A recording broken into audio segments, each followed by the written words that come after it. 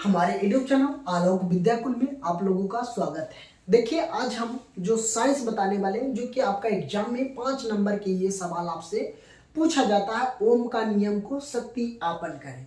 तो ओम का नियम को सत्यापन करने के लिए आपको ये 5 नंबर के भी सवाल पूछ लिया जाता है, या तो आपको अब 2 नंबर में भी सवाल पूछा जाएगा कि ओम का नियम किसे कहते हैं, है ना। या तो ओम का नियम का परिभाषित करें। ये सवाल नंबर आपको 2 में भी पूछ सकता है, या तो 5 नंबर में भी आपको ये सवाल पूछने का उम्मीद होता है, ज्यादा चांसेस बनता है बोर्ड एग्जाम में, क्योंकि पिछले बार भी दोनों शिफ्ट में ये क्वेश्चन नहीं पूछा है। तो इस बार 2025 में आपको ये सवाल आपको एग्जाम में साइंस का हो सकता है कि पूछने का पूरा चांसेज होता है। तो ओम का नियम का परिभाषित करने के लिए हम आप लोगों को बहुत बेसिक तरीका बताने वाले हैं, तो आप वीडियो के अंत तक बने रहें।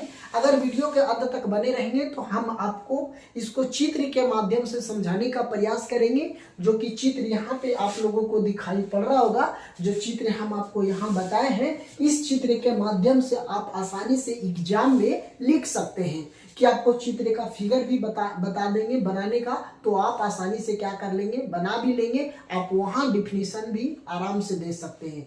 तो डिफिनीशन की बात कर लेते हैं, परिभाषा की बात करते हैं बच्चों। तो ओम का नियम कहता है कि किसी धातु की तार में क्या करा, किसी धातु के तार में ओम का नियम का परिभाषा होता है क्या, कि किसी धातु के तार में प्रवाहित होने वाले विद्युत धारा, क्या कर रहा है कि किसी धातु की तार में प्रवाहित होने वाला विद्युत धारा, है ना, किस धातु में, है ना, किसी भी धातु चाहे किसी भी पर कोई भी हो, कह रहा है कि किसी भी धातु की तार में प्रवाहित होने वाला विद्युत धारा उस तार के सिरे, जो तार का जो सिरा होता है ना, जो अगर मान लीजिए तार ये है, तो तार का ये सिरा और एक सिरा ये होता है। तो कह रहा है कि तार के सिरों के बीच विभवांतर की अनुक्रमानुपाती होती है। क्या कहता है कि तार के सिरे के बीच का विभवांतर अनुक्रमानुपाती होती है, परंतु तार का ताप समान रहना चाहिए। ताप का तार क्या होना चाहिए, तार का ताप जो होना चाहिए वो समान होनी चाहिए। क्या होनी चाहिए, समान होनी चाहिए। इसे ओम का नियम कहते हैं। अगर हम इसको सिंपल भाषा में अगर बोलेंगे तो आप एक लाइन में बोलेंगे कि किसी धातु के तार में प्रवाहित होने वाला विद्युत धारा उस तार के सिरों के बीच का विभवांतर का अनुक्रमानुपाती होती है, परंतु तार का ताप समान रहना चाहिए। इसे ओम का नियम कहेंगे। क्या कहेंगे बच्चों, कि ओम का नियम। अगर 1 से 2 बार अगर इसको रिपीट करते हैं हमारे साथ, तो आप लोगों को ये परिभाषा आसानी से क्या हो जाएगा, याद हो जाएगा बच्चों। अब इसका हम बात करते हैं। इसके अनुसार इसका जो विभवांतर भी और आई होता है, V बराबर IR होता है। इसका इसका विभव धारा ग्राफ के माध्यम से, तो हम आपको ग्राफ के माध्यम से बता रहे हैं। तो इसका जो ये जो विभवांतर होता है, विभवांतर अगर ऐसे विभवांतर बढ़ रहा है, ये बात कर लेते हैं बच्चों की विभवांतर बढ़ रहा है, तो इसको जो यहाँ पे धारा के मान भी क्या हो रहा है, बढ़ रहा है। अगर इधर विभवांतर बढ़ेगा तो धारा के मान भी बढ़ेगा। अगर हम बात कर लेते हैं कि धारा 4 से 8 बढ़ रहा है, 8 से 16, 16 से 20 हो रहा है, तो इधर भी धारा के मान भी क्या होगा, बढ़ेगा। तो धारा के मान 1 होगा, 2 होगा, 3 होगा, 4।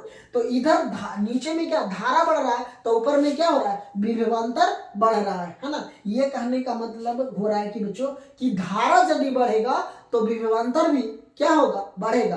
अगर कोई तार में अगर हम करंट डालते हैं, तो अगर यहाँ पे विभवांतर तेजी से जाएगा तो धारा भी प्रवाह करेगा। अगर नदी अगर आती है, नदी की हम बात करते हैं, तो जब नदी बहती है, पानी का बहाव होता है, जो क्या है, एक रफ्तार में जाता है ना। तो जितना तेजी में धारा चलेगा उतना ही तेजी में क्या, पानी भी बढ़ता है। तो उसी प्रकार से हम इसको समझेंगे कि विभवांतर बढ़ रहा है तो धारा का मान भी क्या होगा, बढ़ेगा।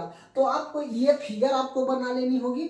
यहाँ पे लिख देंगे सबसे पहले परिभाषा। अगर ओम का नियम का सत्यापित करने की बात कहा जाएगा तो ओम का नियम को लिखेंगे, किसी धातु के तार में प्रवाहित होने वाली विद्युत धारा उस तार के सिरों के बीच का विभवांतर का अनुक्रमानुपाती समानुपाती होती है, परंतु तार का ताप समान रहना चाहिए। इसे हम क्या बोलेंगे? ओम का नियम बोलेंगे। अब ये फॉर्मूला V बराबर आई है, इसको हम लिख सकते हैं V बराबर R आई, इसको विभव धारा ग्राफ बोलेंगे, इसको विभव धारा ग्राफ बोलेंगे। उसके बाद उसके नीचे में लिखेंगे इसको जो सत्यापन होता है, इसके नीचे में हम सत्यापन को समझ लेंगे, इसको सत्यापित कैसे करेंगे। चलिए हम सत्यापित की बात की। जब विभवांतर बढ़ेगा तो हम क्या बोले कि धारा का मान भी बढ़ेगा। तो जब विभवांतर बढ़ रहा है तो धारा का मान भी बढ़ रहा है। तो साथ ही साथ अगर हम सत्यापन में लिखेंगे, जब ये वो फिगर ड्रा कर देंगे, अगर वो फिगर को हम बना देंगे, उसके बाद ये नीचे लिखना है सत्यापन। तो सत्यापन में लिखेंगे वही चीज जो धारा का विभवांतर बढ़ रहा है, नीचे धारा बढ़ रहा है, उसी को हम लिखना है कि विभवांतर बढ़ने के साथ साथ क्या कर रहा है, विभवांतर बढ़ने के साथ साथ विद्युत धारा का मान भी बढ़ जाता है। क्या बोले कि जब विभवांतर बढ़ेगा तो धारा का मान भी क्या होगा, हमको बढ़ेगा। और कह रहा है कि विभवांतर घटने से धारा भी क्या होगा, घट जाता है। क्या कह रहा है कि जब विभवांतर साथ साथ विद्युत धारा भी बढ़ता है और साथ ही साथ विभवांतर जब घटेगा तो धारा का मान भी क्या होगा, हमें घटेगा। अर्थात इसमें अनुकर्मानुपाती संबंध है ना। इसको क्या बोलेंगे? मतलब इसका व्युत्क्रमानुपाती बोले या तो उल्टा बोले, ये सेम ही है। क्या होता है? संबंध दर्शाता है। इसे ही ओम का नियम कहते हैं। इसको क्या बोलते हैं? ओम का नियम।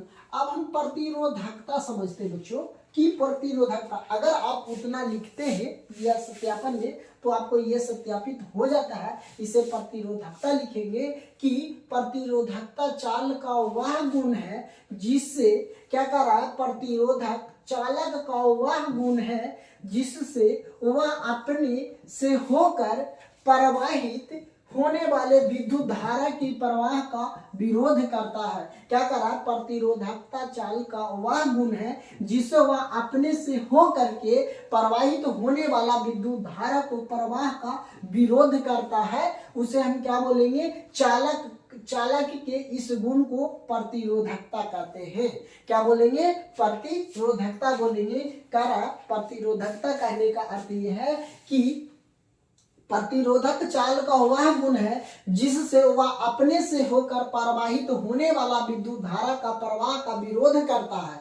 क्या करता है? विरोध करता है। तो चालक के इस गुण को प्रतिरोधकता बोलते हैं। इसे ओम का नियम से के उपयोग से ही भी हम जाने जाते हैं। अब प्रतिरोधक बराबर क्या होता है? विभवांतर बट्टा धारा होगा। हमको क्या होगा बच्चों? प्रतिरोधकता के होगा कि विभवांतर बट्टा धारा होगा। तो ये बात समझिए। अगर आपको सत्यापन में लिखना होगा, अब हम प्रतिरोधकता का एसआई मात्रक की बात करेंगे, आपको ये भी लिखना होगा कि प्रतिरोधकता का एसआई मात्रक होता है ओम होता है। क्या होता है? ओम होता है। इसको प्रतिरोधकता का एसआई मात्रक की हम बात करते हैं तो ओम होता है। ऑब्जेक्टिव में भी ये सवाल आपसे पूछा जाएगा कि प्रतिरोधकता का एसआई मात्रक क्या होगा, तो हम लोग को क्या लिख देना है? ओम लिखना है। इसको हमें R बराबर V बटा R जो कि एक स्थिरांक है, इसको हम क्या बोलेंगे? स्थिरांक। आप ये भी आपको लिख देंगे। ये जो जब सत्यापित करेंगे तो आपको 5 नंबर में या तो 3 नंबर में भी पूछ ले जाएगा या 2 नंबर में पूछेगा तो ओम का नियम सिर्फ पूछेगा कि ओम का नियम का परिभाषित करें या तो ओम का नियम किसे कहते हैं। तो इतना बात आप लोगों आसानी से समझ गए होंगे। तो आप इसको कॉपी में नोट डाउन करना चाह रहे हैं तो कॉपी में नोट डाउन कर लीजिए।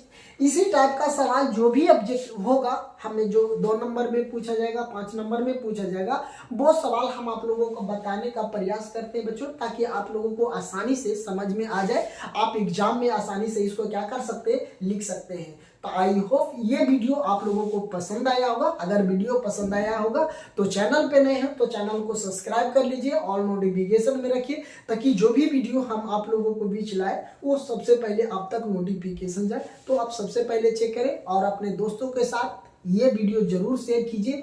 जिनको ओम का नियम का परिभाषा नहीं जानते या ओम का नियम को सत्यापित नहीं करना चाह रहे हैं, तो ये आपको 15 से 16 मिनट का वीडियो होगा या तो 10 मिनट का वीडियो होगा। तो आप आसानी से 10 मिनट का वीडियो अगर बैच पूरा कर लेते हैं तो आप आसानी से क्या करेंगे समझ लेंगे। तो थैंक यू दोस्तों, फिर मिलते हैं आप लोगों के बीच।